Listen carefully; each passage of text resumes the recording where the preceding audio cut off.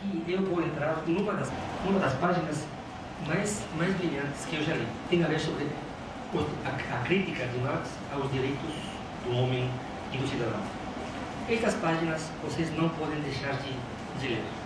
Ele pergunta: mas se o homem, embora judeu, pode ser politicamente emancipado e obter direitos civis, como nos Estados Unidos, nos Estados Unidos da América do Norte, poderá ele, judeu, exigir de alcançar os chamados direitos do homem? Bauer diz que não. Agora vejamos o que ele, Marx, tem a dizer sobre isso.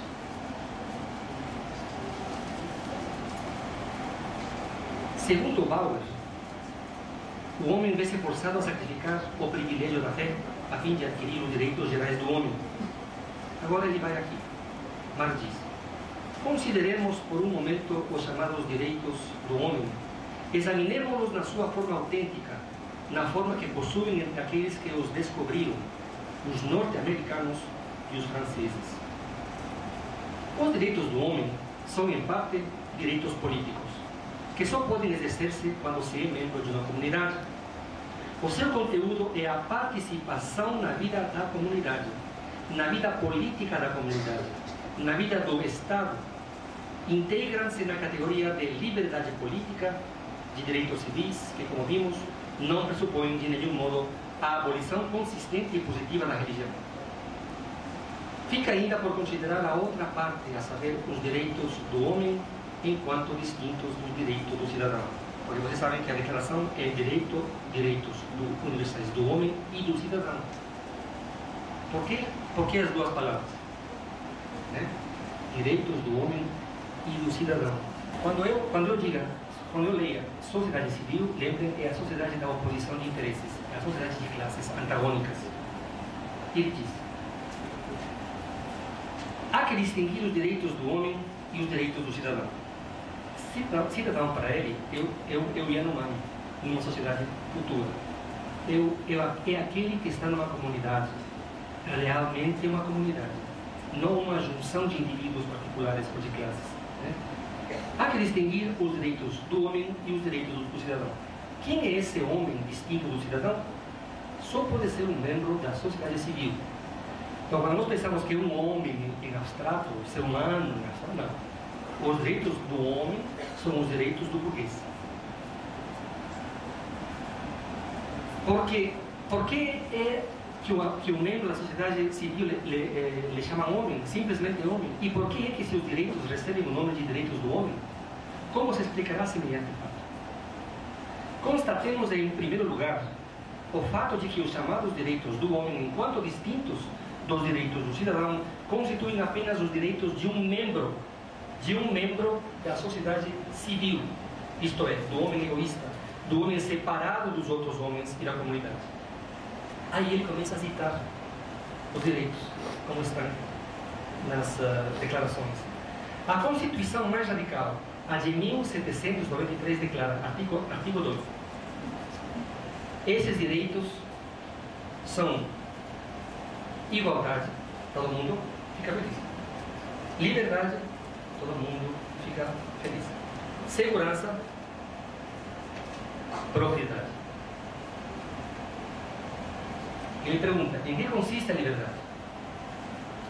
E ele cita, artigo 6, a liberdade é o poder que o homem tem de fazer tudo que não prejudique os direitos dos outros. Ele diz, ou seja, tudo que não prejudique a propriedade do outro. A liberdade, cita, consiste em poder fazer tudo o que não prejudique ninguém. E Marx continua: por conseguinte, a liberdade é o direito de fazer tudo o que não cause dano aos outros. É um direito, vejam, por negação. É um direito por limitação, não por afirmação. É um direito por limitação. Os limites dentro dos quais cada um pode atuar sem prejudicar os outros são determinados pela lei, assim como a fronteira entre dois campos é assinalada por uma estaca. Trata-se da liberdade do homem enquanto mônada isolada, retirado para o interior de si mesmo. Não é o direito do homem comunitário, é o direito do indivíduo, voltado para si e para seus interesses. Mas a liberdade continua. Como direito do homem, não se funda nas relações entre homem e homem. nas relações e na união entre homem e homem. Se funda na separação do homem a respeito de outro homem. É o direito de dar separação, o direito do indivíduo circunscrito, fechado em si mesmo. Esses são os direitos chamados do homem em abstrato. A aplicação prática do direito humano de liberdade é o direito da propriedade privada. Em que consiste esse direito? Ele cita um outro artigo e explica.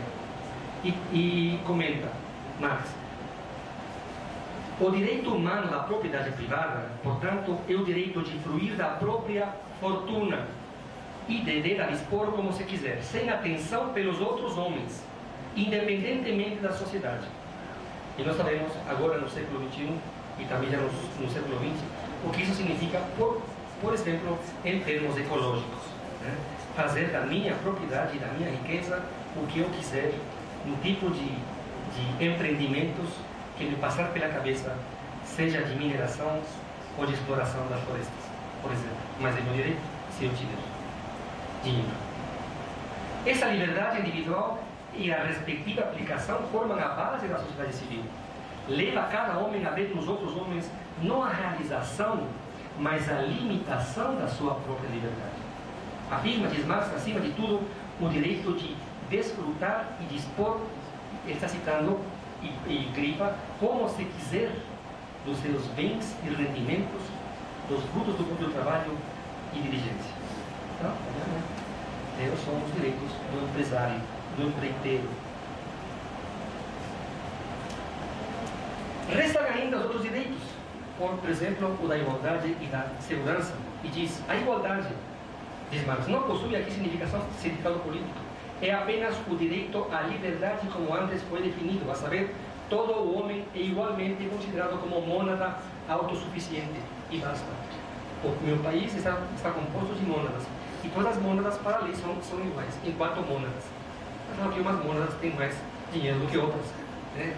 E, portanto, terão mais liberdade de aplicar suas riquezas como quiserem. Sem dúvida disso, a sua prática revolucionária encontra-se em flagrante contradição com a teoria. Por exemplo, enquanto a segurança é proclamada como um dos direitos do homem, a violação da intimidade da correspondência estava abertamente na ordem do dia. E nós sabemos, não precisamos lembrar das épocas tristes das ditaduras na América Latina, no Brasil. Toda emancipação, diz Marx, no final daquela sessão, constitui uma restituição do mundo humano e das relações humanas ao próprio homem.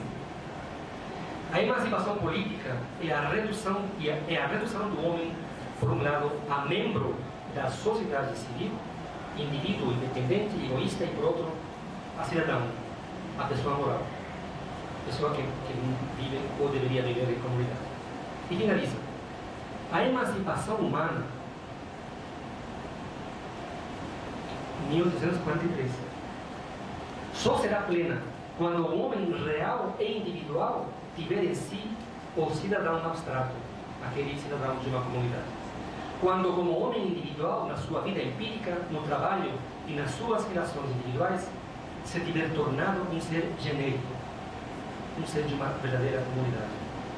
E quando tiver reconhecido e organizado as suas próprias forças como forças sociais, de maneira a nunca mais separar de si esta força social como força política.